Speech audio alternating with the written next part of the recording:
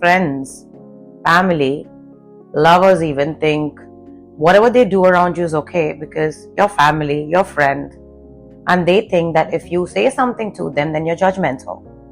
And if you do say something to them which is against their wishes, and if somebody's checking them, they call you a hypocrite. Why? Because you're hanging out with them. So if they call you a hypocrite or anything of those names because you're hanging out with them, they already know what the they are doing, and they already know that they don't really have any kind of class.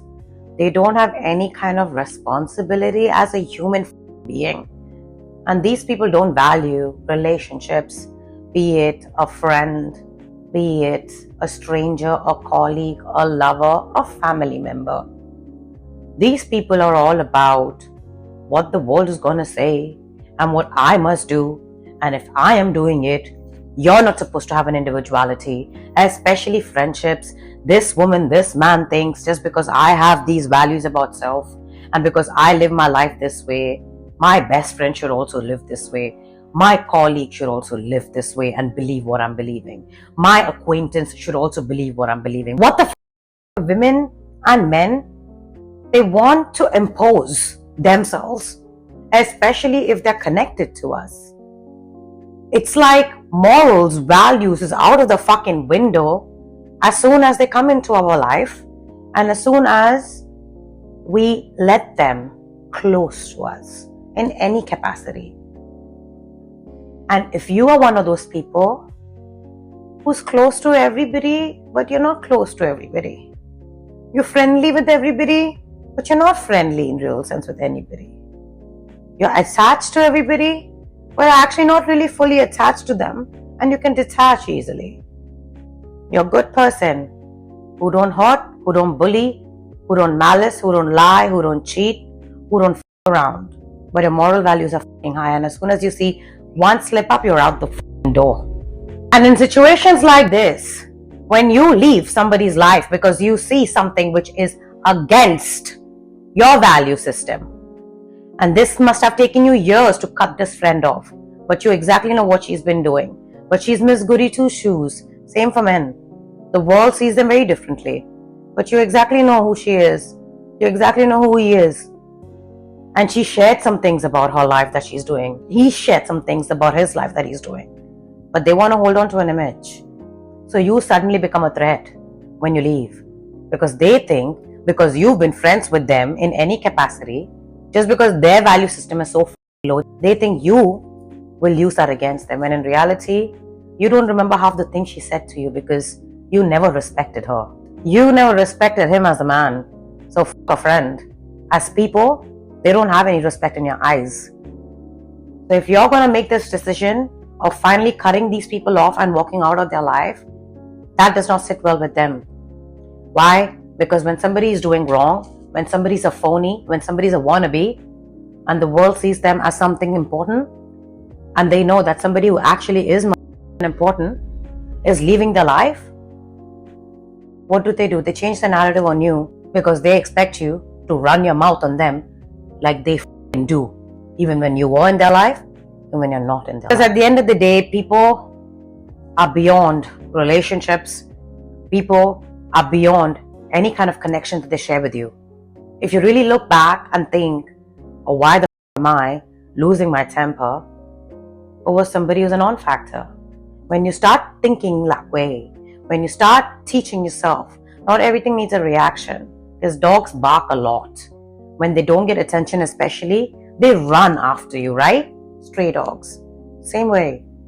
These men, these women, because they once knew you and now because you don't pay them attention, they think that they know you, they know your weak points. Whatever the when in reality, they didn't even get deep with you. They must have gotten deep with you in other aspects, what they thought was important. But back of your mind, you always knew that this will double cross me the first moment she gets a chance. This dude will double cross me the first chance he gets. While you were friends with them, you already knew the history you shared with your friend, man or woman. You exactly know how they backstabbed you many times before. You already sometimes know the gossips that's happening behind your back. If you're somebody who has a smart mind, and strong emotional intelligence, and you know your purpose and why you are in this person's life, you already understand what's the MO behind this friendship with you. And yes, somewhere, somehow, you and I have allowed bad friends, bad family members, bad colleagues to take advantage of us because we were afraid of lonely. But if you're in a place where you don't want to f around with these friends anymore, you'll not think twice before cutting him off. But why the decisions that you make in your life, the people you choose to date, the type of things you choose to do, your passion, your purpose, your job, your clothes, your life, your looks, everything becomes an attack to her, to him, because they don't have an individuality of their own, because they want to be accepted by the society. What will my mom say? What will his mom say? My mom wants this, my relative wants this, my family wants this, my friend wants this, my colleague wants this. So it's always what everybody else wants and expects out of them. And while they're being fake as because they're bad people, they want to badmouth you because you don't follow the same values that they do. Why? Because somewhere, somehow, they are so insecure that you are so independent. And God forbid, if you come from a family, friends, lifestyle, if you've grown independently and you don't have so much restrictions, or even if you have restrictions, you know how to be. Because you've been with men and women who pretend to be Miss Goody Two Shoes. I have met a lot of women in high school, college, and I've seen fake. These are the who do the worst behind everyone's back. But their parents think their daughter is the best daughter on earth. Example. So even as a man, these people try to be all nice and sweet and do everything that the society wants them to do, but they have no fucking integrity, do they? You exactly know with the dirt that they're doing. So at the end of the day, this guy will judge you and me for all the decisions that you and I make that probably the society will not accept or will accept. But that's between us and the society and where we stand. So why can't we have our own thinking? Why can't we have our own life, our own growth? Why everything has to be together? And if it's not together, why do I have to think like you? Why do I have to act like you?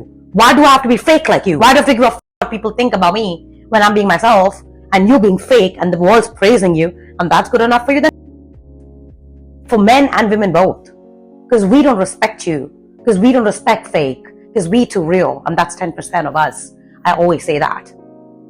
So when you become friends, family, colleagues, acquaintance, lovers with this 90% of people, they start imposing themselves.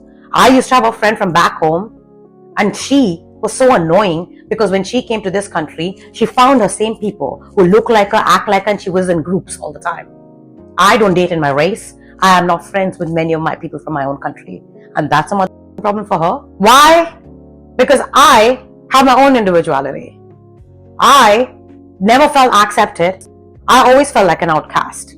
So what I know is what I know. And then down the line, I became friends with this chick.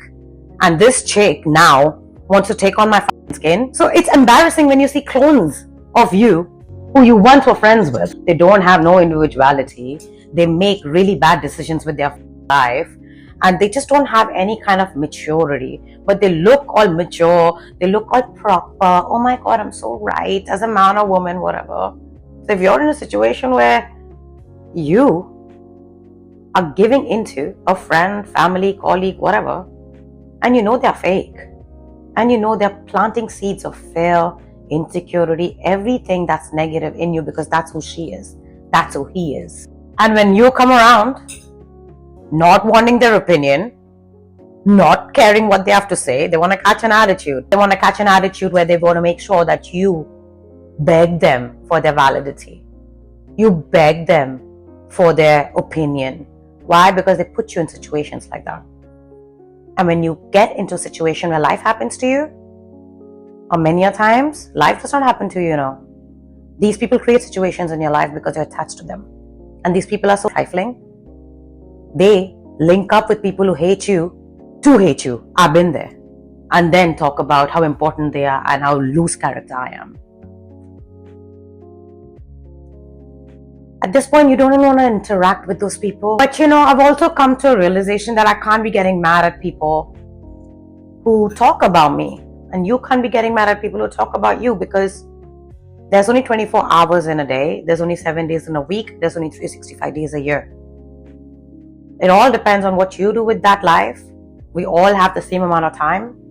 You can either spend it trying to shut people up who always have people's names in their mouths. Today it's you, tomorrow it's her best friend, tomorrow it's her other best friend. Same for men. Today it's you, tomorrow it's his colleague, tomorrow it's his best bro. If it's not you, it'll be somebody else. So unfortunately, this message more so is for people who know who this woman is, who know who this man is, and you're around them. If it can happen to me, it can happen to you. I don't give a fuck about you, nor do I give a fuck about them. But I'm out. Y'all should get out. Because poison, once consumed, willfully, even if you drain it out of your body, will always stay.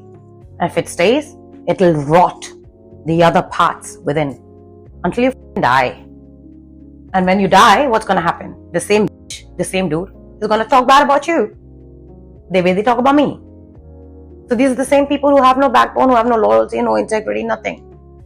And it can't be taught, it can't be bought.